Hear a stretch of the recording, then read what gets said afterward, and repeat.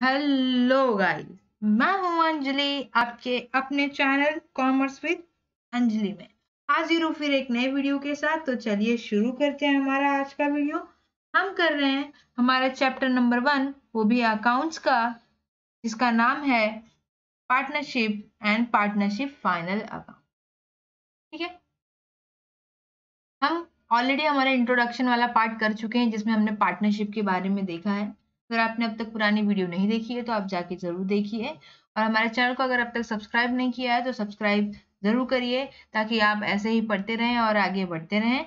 तो चलिए हम आगे बढ़ते हैं हमारे पार्टनरशिप फाइनल अकाउंट के इंट्रोडक्शन की तरफ। तो सबसे पहला कि हमको पार्टनरशिप फाइनल अकाउंट प्रिपेयर कैसे करना है। ठीक है, preparation of partnership final account. Main मुद्दे पे आते हैं, ऊपर नीचे बात नहीं करते हैं। तो हमको देखो दो चीजों की जरूरत पड़ती है फाइनल अकाउंट बनाने के लिए। पहला है हमारा ट्रायल बैलेंस, दूसरा है हमारा एडजस्टमेंट। ये दोनों के बीच में कुछ भी अगर मतलब ये दोनों ना रहे तो हमारा पार्टनरशिप फाइनल अकाउंट नहीं बन सकता। ठीक है, तो ये क्या है, मस्ट वाला पार्ट है, इंपॉर्टेंट पार्ट है।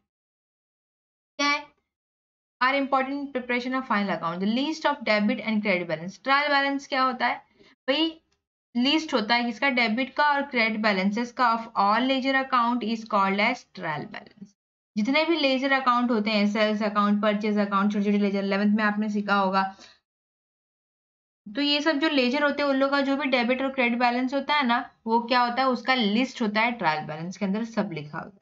ठीक है, the final account is prepared at the end of every financial year. Final account कब बनाया जाता है भाई, ऑफकोर्स साल के अंत में बनाया जाता है। Trading account shows the gross profit. Trading account क्या बताता है, सबसे पहला आता है हमारा ट्रेडिंग अकाउंट, जिसमें हमको सबसे पहले बनाना है फाइनल अकाउंट में ट्रेडिंग अकाउंट। तो ट्रेडिंग अकाउंट से हमको मिलता है ग्रॉस प्रॉफिट या ग्रॉस लॉस। ठीक है, लॉस हुआ तो ग्रॉस लॉस, ग्रॉस प्रॉफिट। ठीक है, उसके बाद आता है हमारा प्रॉफिट एंड लॉस अकाउंट। उसके अंदर हमको नेट प्रॉफिट नेट लॉस मिलता है। ये ग्रॉस जो होता है, लेकिन इसके अंदर अभी क्या होता है, बहुत सारा एक्सपेंस, बहुत सारा इनकम और भी बाकी होते हैं, तो ये ग्रॉस होता है। अब प्रॉफिट है, पीएनएल अकाउंट से हमको क्या पता चलता है, नेट प्रॉफिट नेट लॉस। तो balance sheet shows the financial position, और बैलेंस शीट बनाना पड़ता है हम लोग को थर्ड। उससे हमको पता चलता है कि हमारा बिजनेस का असेट कितना है और लायबिलिटी कितना है at the end of the year. ठीक है, सबसे पहले हम जान लेते हैं हमारा ट्रेडिंग अकाउंट क्या होता है। तो ट्रेडिंग अकाउंट क्या है भाई, नॉमिनल अकाउंट का रूल लगाना पड़ता है। नॉमिनल अकाउंट का रूल क्या है, debit all expenses and losses, credit all incomes and gains. Correct, यही हमारा नॉमिनल अकाउंट है। तो हमको क्या करना पड़ता है, हमको ट्रेडिंग अकाउंट को इस तरीके से मतलब ओपन करो और ऑर्गेनाइज करो जिससे हमको क्या प्रॉफिट, ग्रॉस प्रॉफिट और ग्रॉस लॉस मिल जाए ड्यूरिंग द ईयर का। ठीक है, इसमें क्या होता है, जितने भी डेबिट साइड में आते हैं वो सब क्या होते हैं, डायरेक्ट एक्सपेंसेस होते हैं। मतलब डायरेक्ट मतलब फैक्ट्री से जो भी डायरेक्टली रिलेटेड एक्सपेंसेस होंगे वो कहाँ आएंगे, ट्रेडिंग अकाउंट में। ठीक है, credit side of account all direct income, और जो भी इनकम होंगे वो किस साइड आने वाले हैं, क्रेडिट साइड में आने वाले। ठीक है, if the of course debit all expenses, तो डेबिट साइड में जितने भी डायरेक्ट एक्सपेंस होंगे, और क्रेडिट और इनकम्स एंड गेन्स, तो जो भी डायरेक्ट इनकम होंगे वो कहाँ होंगे, ट्रेडिंग अकाउंट के क्रेडिट साइड में। ठीक है, हम देखेंगे और क्या क्या आता है। ठीक है, अब बचा भाई, देखो ये मेरा सपोज ट्रेडिंग अकाउंट है। ठीक है, यहाँ पे कुछ बैलेंसेस है, यहाँ पे कुछ अमाउंट है, मतलब सपोज 10, 20, 30। ठीक है, फिर यहाँ पे मान लेते हैं 20 है, यहाँ पे मान लेते हैं 20 है। ठीक है, 5 है, 10 है। ठीक है, अब ये हमारा है। अब हमारा कहने का मतलब ये है कि ये हुआ डेबिट साइड, ये हुआ क्रेडिट साइड। करेक्ट, तो 10 प्लस 20 प्लस 30 कितना हुआ टोटल में मेरा 60। 20 प्लस 5 25 प्लस कितना हो गया 35। अब मेरा कौन सा वाला बैलेंस ज्यादा है, मेरा डेबिट का बैलेंस ज्यादा है, यानी मेरा डेबिट बैलेंस है। ठीक है, अब मेरा अमाउंट मतलब इस साइड 60, इस साइड 35 है, मतलब इस साइड मेरे को और कितने की जरूरत है, इस साइड मेरे को 15 नहीं 25 की जरूरत है। ठीक है, 550, ये मेरा 60 हो जाएगा, तो मेरे को 25 मोर यहाँ चाहिए। तो ये मेरा बैलेंस किसका बैलेंस है, डेबिट साइड का बैलेंस है, जो मैं क्रेडिट साइड में लिख रही हूँ, क्यों, मेरे को दोनों को इक्वल करना है इसलिए। ठीक है, तो ये क्या है, डेबिट बैलेंस, जो 25 है वो क्या है, डेबिट बैलेंस है, इतना रखना। अब मतलब मेरा डेबिट अगर ज्यादा हो रहा है और क्रेडिट कम हो रहा है, तो ये मेरा क्या हो जाएगा, लॉस हो जाएगा। अब ठीक, अगर इसका उल्टा होता, अगर मेरा क्रेडिट ज्यादा होता, क्रेडिट साइड ज्यादा होता और बैलेंस यहाँ आ रहा होता, तो ये मेरा क्या होता, ग्रॉस प्रॉफिट होता। यही यहाँ पे यही बोला है कि if the trading account credit side is more, अगर क्रेडिट साइड ज्यादा हो रहा है तो debit side, then account shows the gross profit and vice versa, ठीक उसका उल्टा।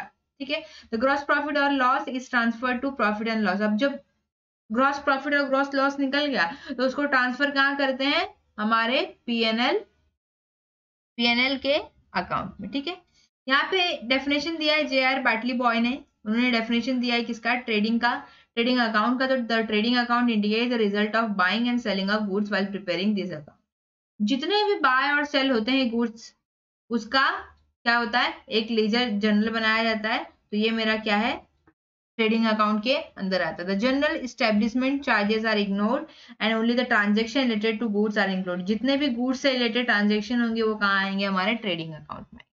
नेक्स्ट हम देख लेते हैं हमारे ट्रेडिंग अकाउंट में क्या क्या आता है।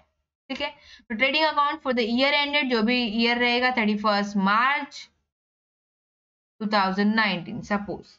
ठीक है, सबसे पहले आता है हमारा ओपनिंग स्टॉक। ओपनिंग स्टॉक क्या होता है, जब आप बिजनेस स्टार्ट कर रहे होते हो ना, तो क्या होता है, बिजनेस के लिए आप कुछ गुड्स खरीद के लेके आते हो, तो वो क्या होता है, हमारा ओपनिंग स्टॉक। टू परचेस, जो भी परचेस किया उसमें से अगर कोई एडजस्टमेंट है, लेस रिटर्न आउटवर्ड दिया हुआ है।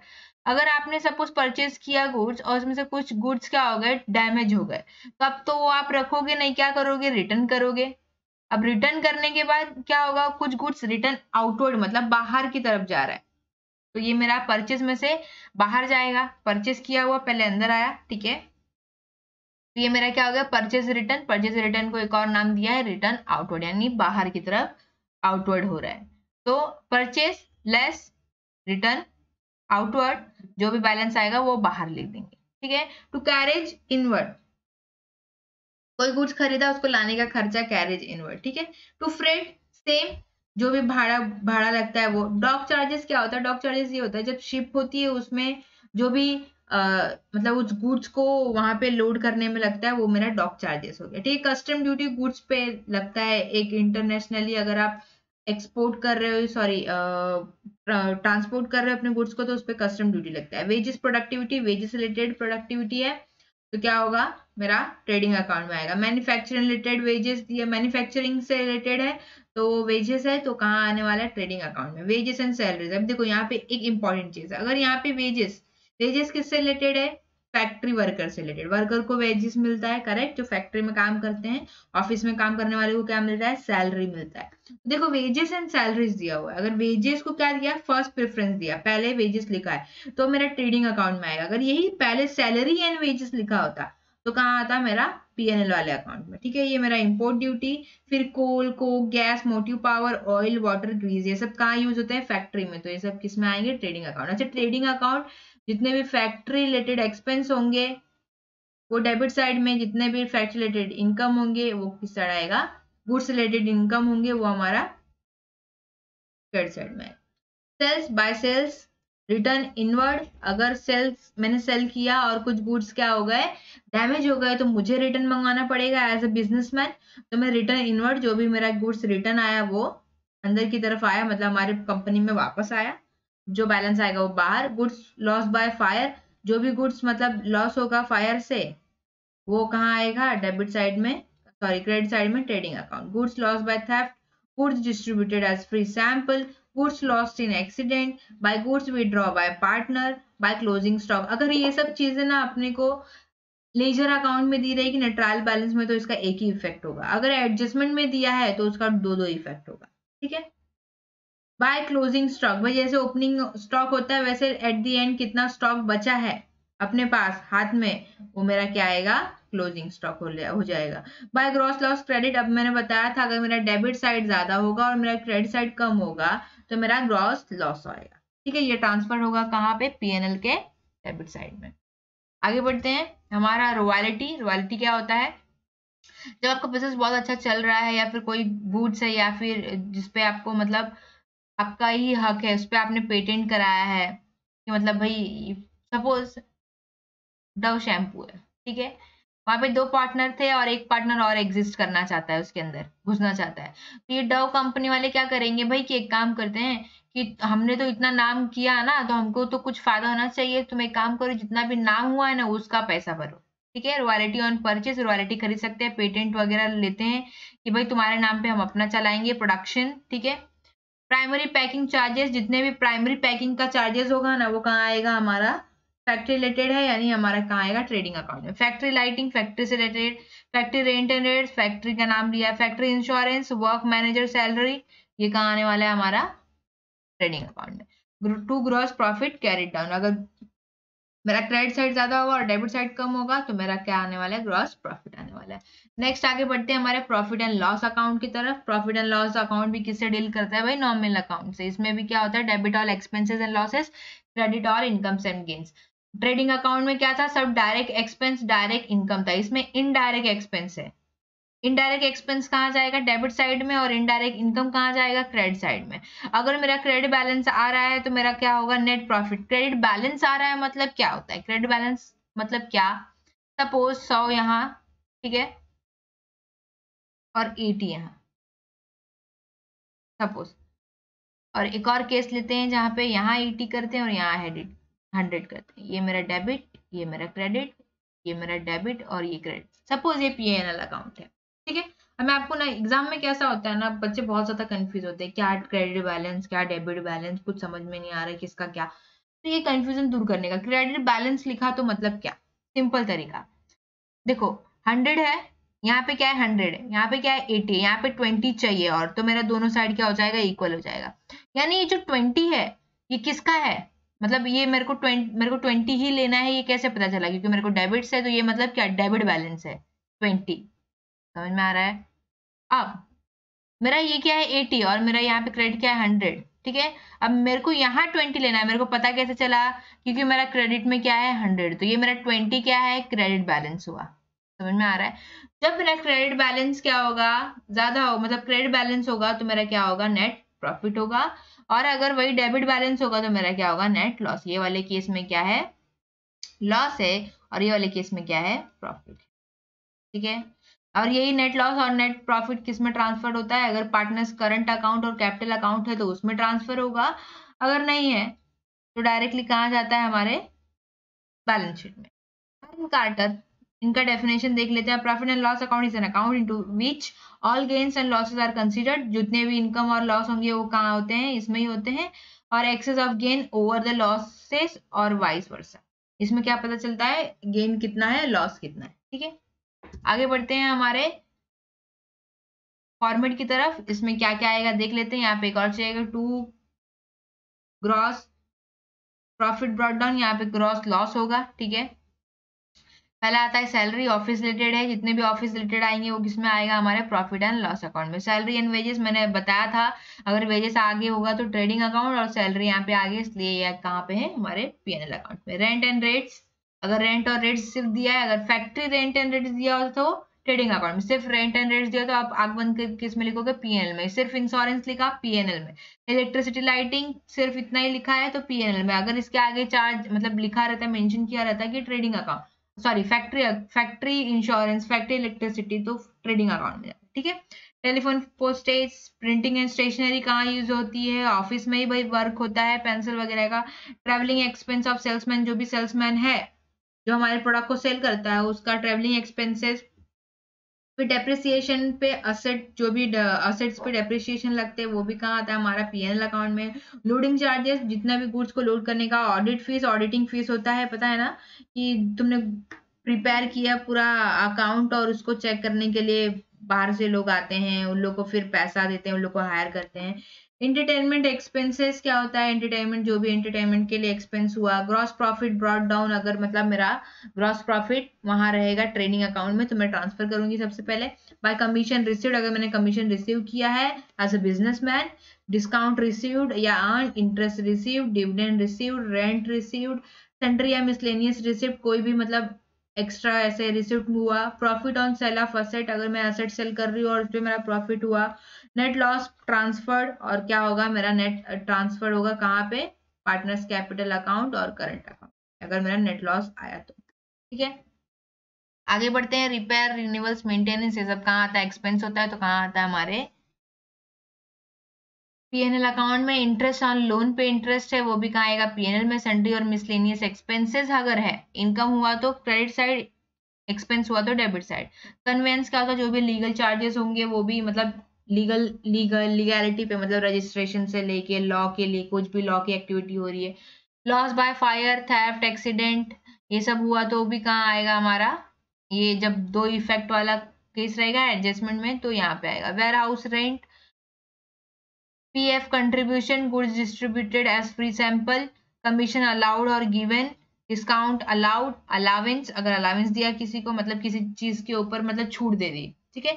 एडवर्टीजमेंट पे जो भी खर्चा किया है, कैरेज आउटवर्ड, लाने का भाई खर्चा, ये देखो कैरेज आउटवर्ड है। हाँ, टू सेल चार्जेस, सेल के ऊपर जो भी चार्जेस रहेंगे, बैड डेब्ट जो भी मतलब मेरे को नहीं मिलने वाला है, एक्सपोर्ट ड्यूटी और टैक्सेस, ये सब मेरा कहाँ आता है, पीएनएल अकाउंट में, ठीक है। फिर है हमारा जनरल एक्सपेंस है, trade expenses, legal charges, professional charges, bank charges. Solicitor fees क्या होता है, सॉलिसिटर फीस मतलब जो भी लीगल वाला काम कर रहा होता है पर्सन, उसका जो भी चार्जेस लग रहा है वो, मतलब वकील कह सकते हो, काइंड ऑफ वकील। सेकेंडरी पैकिंग चार्जेस, देखो वहां पे प्राइमरी पैकिंग चार्जेस था, यहाँ पे क्या है, secondary packing charges. Loss on sale of fix asset, अगर फिक्स असेट सेल किया और वहां पे लॉस हो गया तो क्या आएगा, मेरा एक्सपेंस ही, मेरा लॉस है। Net profit transfer to capital account और करंट अकाउंट, नेट प्रॉफिट हमको क्या करना है, ट्रांसफर करना है कहाँ, पार्टनर्स कैपिटल और करंट अकाउंट में। ये हमारा पार्टनर्स फाइनल अकाउंट है तो ये तो ऑफकोर्स रहने वाला ही है, ठीक है। नेक्स्ट हमारा है, बनाने के लिए बैलेंस शीट बनाया जाता है। बैलेंस शीट से क्या पता चलता है कि फाइनेंशियल पोजीशन क्या है बिजनेस की, ठीक है। और लाइबिलिटी, जितनी भी लाइबिलिटी होगी वो कहाँ होता है, लेफ्ट साइड में होता है। अच्छा, ये बाकी सब में डेबिट क्रेडिट होता है, यहाँ पे क्या होता है, लाइबिलिटी और असेट होता है, लाइबिलिटी साइड और असेट साइड, ठीक है। और बाकी जो दोनों अकाउंट है वहां पे क्या होता है, डेबिट क्रेडिट होता है। हमारे पार्टनर्स कैपिटल करंट अकाउंट में भी डेबिट क्रेडिट होता है, लेकिन यहाँ पे लाइबिलिटी और असेट होता है। इसलिए यहाँ पे क्या बोला है, जितनी भी लाइबिलिटी होगी वो कहाँ होती है, लेफ्ट साइड में, और जितने भी असेट्स हैं वो कहाँ होते हैं, हमारे राइट साइड में, ठीक है। ये हमको फाइनेंशियल पोजीशन बताता है। हमारे Palmer defines balance sheet as, the balance sheet is a statement on a particular date, किसी पर्टिकुलर डेट पे showing on one side the traders property and position and on the other side the liability. एक बार एक side में उसका property पता चलता है और कितना उसके पास है वो पता चलता है, और दूसरी साइड उसकी लायबिलिटी पता चलती है, ठीक है। और ये हमेशा क्या होता है, टैली होता है। अगर ये टैली हो गया तो भाई आप तो आसमान में हो, ठीक है। तो ये हमारा रहा बैलेंस शीट। देख लेते हैं बैलेंस शीट में क्या क्या आता है। बैलेंस शीट एज ऑन, आपको ऐसे लिखना है, बैलेंस शीट एज ऑन 31 मार्च 2013, यहाँ पे इन द बुक्स ऑफ जो भी नाम रहेगा वो लिखना है, ठीक है। अब देखो कैपिटल अकाउंट यहाँ पे लिख सकते हो आप directly, capital account A B C, अगर 3 पार्टनर है, 2 पार्टनर है, 4 पार्टनर है, 6 पार्टनर है, जितने भी पार्टनर उन लोगों का कैपिटल अकाउंट लिखो और जितना भी कैपिटल अकाउंट का अमाउंट है वो लिखो और यहाँ पे टोटल करके बाहर कर दो, ठीक है। Credit balance, partners current account बनाया और वहां पे क्रेडिट बैलेंस आया, ठीक है, तो वो यहाँ आएगा। जनरल रिजर्व यहाँ आएगा। Profit and loss account, profit and loss account अगर हमारा दिया हुआ है ट्रायल बैलेंस में। लोन ऑन मॉर्गेज, मतलब कोई भी आपने लोन वगैरह लिया है तो वो भी कहाँ आएगा, हमारे लाइबिलिटी में। लाइबिलिटी है बैंक लोन, लाइबिलिटी है loan for from partner, partner से भी उधारी लिया तो भी लाइबिलिटी है। बिल्स पेबल, वो भी उधारी है, ठीक है। अब देख लेते हैं कुछ और असेट की तरफ। असेट, गुडविल क्या है मेरा, गुडविल क्या है मेरा, इंटेंजिबल असेट है, ठीक है। लैंड एंड बिल्डिंग, अब ये क्या है, टेंजिबल असेट है, तो इस पे क्या लग सकता है, डेप्रिसिएशन लगेगा, तो लेस डेप्रिसिएशन, मेरा अमाउंट लेस करके जो बचा वो बाहर। सपोज 10,000 था, मेरा डेप्रिसिएशन 1,000 आया, यानी मेरा 9,000 अमाउंट क्या हो जाएगा, बाहर चला जाएगा। Plant and machinery same, less depreciation. Furniture and fixture less depreciation. Equipment भी लेस डेप्रिसिएशन। फिर डिलीवरी या फिर van, delivery van, delivery motor van, तो ये सब क्या है मेरा, उसमें भी मेरा असेट है तो इसमें भी डेप्रिसिएशन लग सकता है। लीज होल्ड या फ्री होल्ड प्रीमाइसेस है, उसमें भी मेरा क्या लगेगा, डेप्रिसिएशन। पेटेंट क्या होता है, इंटेंजिबल होता है लेकिन क्या हो सकता है, लेस डेप्रिसिएशन। लूज टूल्स हमारे tangible asset, depreciation. Investment, stores and spare parts, less depreciation. Prepaid expenses क्या होता है, जो भी मैंने एक्सपेंस क्या कर दिया है, पहले ही दे दिया है, तो मेरा असेट हो जाएगा। क्यों असेट हो जाएगा, कि मेरे को मतलब इन फ्यूचर भी भरने का जरूरत नहीं है, मैंने 4-5 महीने का एक साथ भर दिया। आउटस्टैंडिंग इनकम, मेरा इनकम बाकी ये मिलने वाला है, समझ में आ रहा है? लोन्स एंड एडवांसेस, ठीक है, एडवांस है वो भी कहाँ आने वाला है, लोन एंड एडवांसेस मेरा कहाँ आने वाला है, असेट साइड में मैंने किसको लोन दिया है, एडवांस दिया है, ठीक है, तो ये मेरा क्या है, असेट साइड में आने वाला है। क्लोजिंग स्टॉक, जो भी स्टॉक बचेगा इसका दो इफेक्ट होता है, देखो भाई क्लोजिंग स्टॉक का एक तो हमारा ट्रेडिंग अकाउंट में आया था क्रेडिट साइड में बाय क्लोजिंग स्टॉक, और यहाँ पे आया है, ठीक है, क्लोजिंग स्टॉक जो भी एट द एंड बचेगा सेंट्री डेटर, इसमें एडजस्टमेंट होता है, ऐड एनी एडजस्टमेंट, अगर और भी कोई डेटर है उसको ऐड करो, less bad debts, new bad debts रहेगा तो मेरे को क्या करना है, इसमें लेस करना है, और less provision for discount on debtor, अगर मेरे को कोई डिस्काउंट मिला है तो डेटर पे वो भी मेरे को लेस करना है, तो लेस करने के बाद सब अमाउंट क्या होना चाहिए, बाहर होना चाहिए, ठीक है। इंश्योरेंस क्लेम रिसीवेबल, अगर इंश्योरेंस क्लेम रिसीव हुआ तो बिल रिसीव हुआ तो asset, cash in hand, cash at bank, और partners current account debit balance हुआ तो इस साइड आएगा, ठीक है। फिर मेरा लाइबिलिटी में है बैंक ओवरड्राफ्ट, सन्ड्री क्रेडिटर में भी एडजस्टमेंट होते हैं, अगर एडजस्टमेंट है तो लेस करके बाहर। फिर discount on creditors, outstanding expenses, income received in advance, अगर इनकम रिसीव हुआ एडवांस में तो भाई मेरे पास एक जिम्मेदारी है कि सामने वाले का पैसा है मेरे पास, तो मेरी लाइबिलिटी हुई प्रोविजन फॉर टैक्सेस, टैक्स के लिए कोई प्रोविजन है, रिजर्व फंड, प्रोविडेंट फंड, और इसमें अगर एडजस्टमेंट है तो उस पे प्रोविडेंट फंड पे इंटरेस्ट चार्ज करेंगे, कब वो प्रोविडेंट फंड खरीदा था उस पर जो भी इंटरेस्ट रहेगा उसको ऐड करके अमाउंट बाहर लिख देंगे। देखो ये चीजों में बहुत ज्यादा मिस्टेक होती है, तो ये सब छोटी छोटी चीजें ध्यान देनी पड़ती है, ठीक है। तो जैसे जैसे सम आपको ऐसा लग रहा होगा कितना है कैसे याद होगा, तो इसको पूरा याद करने की जरूरत नहीं है, हम जैसे जैसे सम करते जाएंगे वैसे वैसे हमको मिलता जाएगा, तो इसके लिए कोई जरूरत नहीं है टेंशन लेने की, हम क्या करेंगे सम करते जाएंगे और जितना सम करेंगे उसी में देखेंगे, कोई जरूरत नहीं है एक्स्ट्रा आपको याद करने की कि यहाँ पे sundry creditor, discount on credit, outstanding expense आता है, इधर डेबिट साइड में ये आता है, क्रेडिट साइड में ये आता है, कुछ नहीं, जैसे जैसे सम करते जाएंगे आपको खुद ब खुद याद होता जाएगा, ठीक है। तो आज के लिए बस इतना ही, तब तक के लिए do like, share and comment. If you enjoy the content of this video, click the subscribe button so you can receive more content like this.